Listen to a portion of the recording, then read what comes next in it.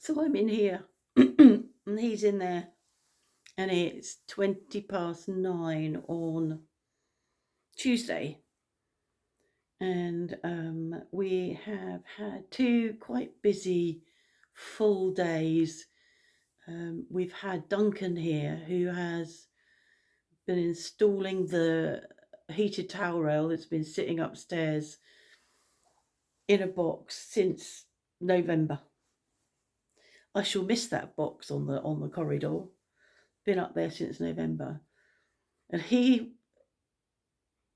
spent 3 hours yesterday trying to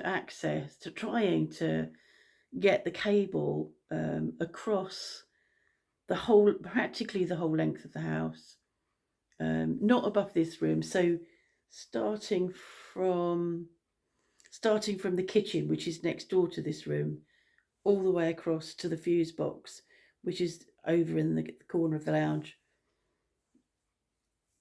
He was a bit shocked. He came down, he'd been up in the loft, and he said, "There's no electricity up there. There are no cables. There's no conduits up there," when he first looked. And he struggled and struggled and struggled. I would have cried and gone home. And eventually at 1 o'clock, about 1 o'clock, he managed to do what he needed to do and bring a cable down into the fuse box, having made two holes in our bedroom wall, because there's a slope in the ceiling up there. It's sort of half in the eaves, so you get the wall and then a slope, and he just wasn't getting round the slope. And so incredibly patient. I would have been absolutely beside myself. Incredibly patient. And so he carried on. I can't remember. So he carried on and started to fixed the towel rail to the wall in the bathroom where it was going to be. Um, um, Not sure what else he did, but so he got it all ready so that he said that was it. He was then unhappy because in the bathroom he couldn't bring the cable down inside the wall. He was going to have to put it in a conduit externally, and we was really unhappy about that. And we went, it doesn't matter. We're not precious. Just, Mark can camouflage it if necessary. Actually, the conduit is just slightly behind the radiator anyway, and it's white, and the tiles in the bathroom are grey, and the conduit's white, and the grouting is white. So it doesn't really show. He wasn't happy about that. But in the end, it was like, well, that's all he could do. He's going to have to bring it down outside rather than try and bring it down discreetly. And he needed a junction box, I think, a small junction box for up there, which he had to buy this morning. So yeah, that was busy having, the whole thing of having people in the house again. So we didn't really get much time to relax. We went out. I needed to go to the pharmacy, so we went out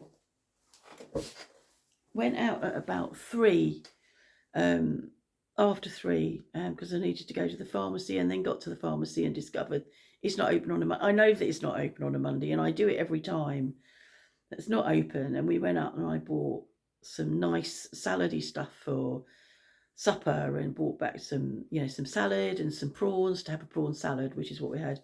But on the way home, it was 20 to 4, and I went, oh God, I got therapy at 4 o'clock. Completely forgotten. My therapist has been away in Australia, so it's been about, I don't know, 5 or 6 weeks since I last spoke to her. So I'd just forgotten. Luckily, I remembered, and luckily we were on our way home. So it was an interesting session, and we talked about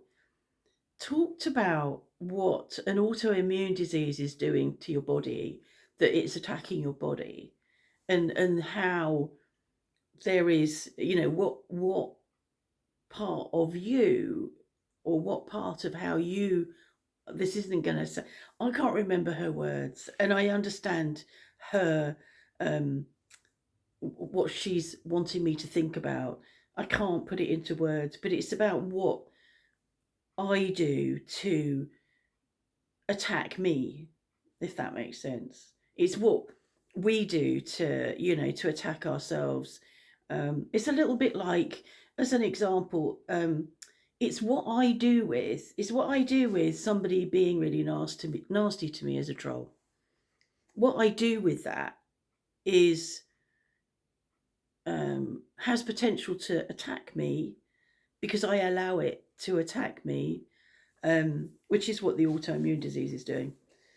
So she was wanting me to take note of situations where I might feel attacked. So, for instance, I might feel judged, or I can't remember what the other one was now that came up.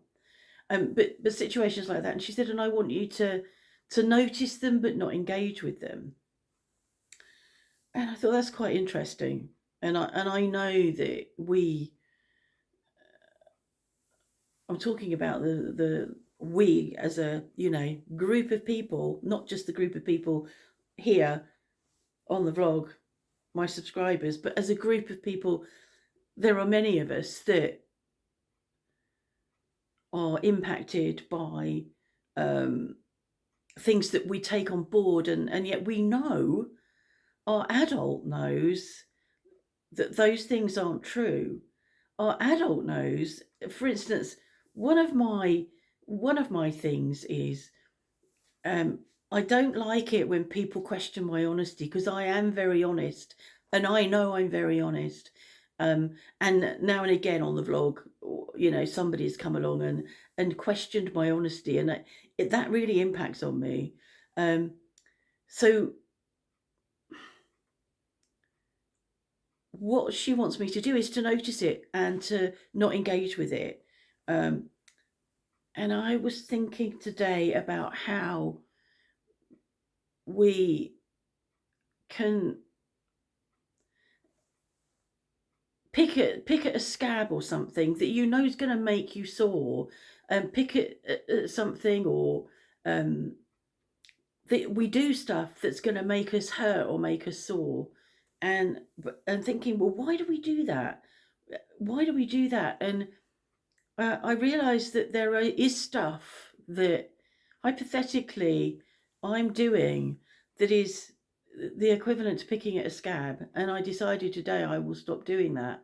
So I have done, and it's a habit, and it's a habit that I will learn to not respond to.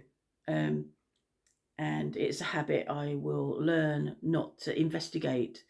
And I think it's a really important move for me to change direction. And you could think of it as a form of self-harm, because why would you do that? Why would you do something, or follow up something, or investigate something that is causing you harm, or is hurting you, or impacts on you? Why would you do that? So even, I know I haven't explained it well, and in my session I was sort of really struggling to pull together what we were talking about. But I suppose that's what happens. You have therapy, and then there's sort of later on there's a bit of a sort of a coming together and an understanding. And even though I've not put it across well, I understand, and I'm able to think about situations that I can change, so that I am no longer causing hurt to myself and allowing things to impact on me. So that's what I have done. There was something else that she talked. Oh, there's something else that she talked about that I was really interested in. She had been to a workshop over the weekend with a Zen master, and it was about movement. And she was talking about how we don't really move. Not everybody. A lot of people move. There's a lot of people probably out there moving, doing dancing and gymnastics and things. Um, but all of us, or many of us, our movements are always the same. Your movements don't change. Every part of your body that you move, you do it the same every day. Nothing's different. Nothing changes. And he was advocating that you begin to move differently, that you make different movements, that you deliberately make some moves that are not what you would normally do, not moves you would normally make. And he said that he can't tell you what that will change, but he can tell you that it will bring things up that may make changes. So it's sort of it sounds liberating to me. So she was talking about it, and at the same time was sort of moving a bit, because she stands when she's talking to me. I used to do standing desk stuff. I can't do it now. So she's standing, so she's moving, and I had a real job not to get off the chair and start moving as well. So it was a really interesting session, and so I've made some decisions, and the decision to stop picking at that scab, to stop scratching that itch, to change my rituals that to benefit me, and to move and to make some movements and to do some different movements, and see what that brings up. Yeah, I'm really excited about that. As you can tell, excited about it but can't explain it. Um, I made for dinner, which other people call lunch, but I call it dinner because we have it. It's our main meal. I made for our main meal sticky chili beef. Sticky chili beef? I think that's sticky chili beef. It's a Chinese style dish. I think I've made it before from the same woman I watched on YouTube, but I made sticky chili beef. Mark had to cut the beef up because my hands are not good enough to do that. It was quite a bit to cut. I made sticky chili beef, and I made egg fried rice. So it was a very Chinese meal. It was really yummy. There's enough left that I've put in the freezer, which is another couple of servings for us at another time. Um, and there's quite a lot of sugar in it. And I remember last time I made it, as I was making it today, thinking, oh God, I remember this. It's got a lot of sugar in it. I hopefully managed to put less sugar in it, but it still has sugar in it. And so we ate that, and it was really nice, really nice. And I thought, oh God, my metabolism's going to go absolutely apeshit now. Because whenever I have my main meal, my first meal of the day, which is around midday-ish, um, I can feel it. I can feel my heart pounding and everything, because I've not eaten by that point, I've not eaten for about 18 hours, between 16 and 18 hours. So I thought, oh, my metabolism's going to go absolutely mad. But it actually didn't go any more mad than it would normally. And I'm thinking that perhaps I made the egg fried rice with brown rice, and it might be that helped, that it wasn't quite so, can't think of the word, so I won't even bother to try. So Duncan was still here today, and he had finished off, so he got here at 10, 9:30, got here at 9:30, but he talks. You offer him a cup of coffee and he just keeps talking and talking and talking. So he didn't get to work till after 10. So he's finished off the towel rail, and he had to do for us a new earth thing. I don't know what it's called, but it's where your fuse box is connected to an earth wire that then goes down into the ground, really deep into the ground. I'm sure that every house has that wherever you live, but it's not something I've been particularly aware of, apart from ours has been laying around out there, sort of quite vulnerable to streaming and whatever. So he did that this afternoon. And what else did he do? Filled in the holes that he made in the bedroom wall. And I think that was it.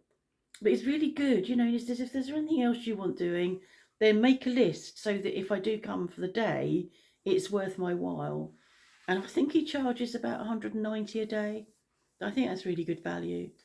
And it's very sweet and doesn't like to let people down. So yeah, it's good to have found someone for jobs that we might want doing, although we can't think of anything. There's lots of things that we could get him to do, but none of it's really important. We've adapted around the house. a lot. So he was up and downstairs, up along the corridor, up and down, outside, up and down, up and down. So by the time he left, even though he hoovered up after himself, we had to then go up and hoover. And Mark put the hoover over, and then I followed him back with the mop because we were up there in bare feet overnight during the night, and the stairs were dirty and the corridor was dirty. So that's all mopped and clean up there. I'm really pleased about that. We've been to the BO shop and picked up some things that I needed. What did I? I needed more. I keep forgetting the name of it. It's a gluten-free soy, which I had anyway. I had here. I'd bought it because that's it on the Fast 800 thing, which we did years ago. That was always recommended, and I'd still got it. So it begins with T, and I've spent the whole day forgetting and remembering. Anyway, I needed a new bottle of that. I bought some quinoa noodles, spaghetti, and I bought some rice noodles, and I bought some Love Choc, it's called, which is really quite pure chocolate, and I've had some of that. So I've had a sugary day, I suppose, and this evening the window got extended because we were cleaning, and so we didn't begin to even think about food till about 8 o'clock. So it was quite a long open window, and I got tempted into a sandwich with Mark, but the bread tasted really weird. Not because I haven't had bread for ages, it just had a weird taste to it. So I don't know. So I have bread. So I've had a gluten and sugar day, really, but I'm not celiac. I won't die. And the boys are coming. The boys, one more sleep tonight, and they'll be here around tea time tomorrow. And so I'm really pleased that actually we've been quite distracted for the last 2 days. Otherwise, I'd be, waiting. So I'm just going to spend all day tomorrow waiting, because it's always a long day because it's a long way down from Calais. It'll take them 6 hours. It depends how many times they stop. So they should be here around about 4 o'clock. So that's good. And I've booked the tables for us for the next few days, so I haven't got to cook. I don't know what they're going to have for their meals or food when they're here. They're going to go out on Thursday and do a bit of shopping because I don't know what they want.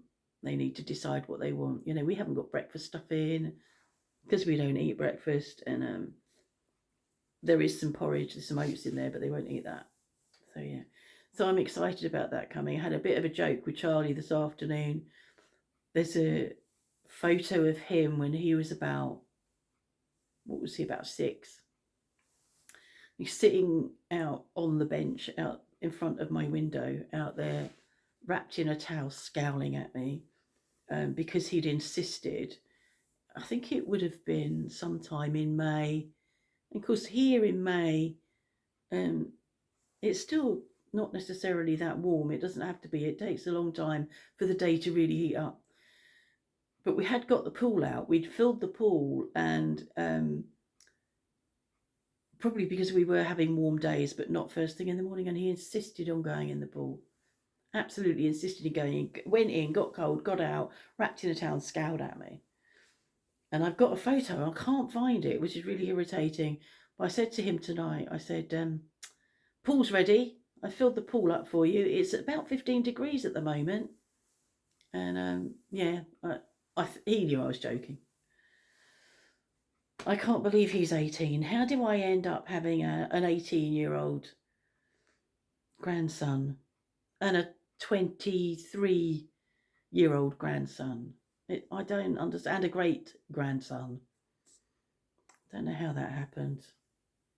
Anyway, that's it for tonight. And you'll get this in the morning, and I don't know what I'm going to write on the title. That'll be interesting, won't it? I wonder what I will call it. Okay, hope you're all well, and not sure when I'll see you next.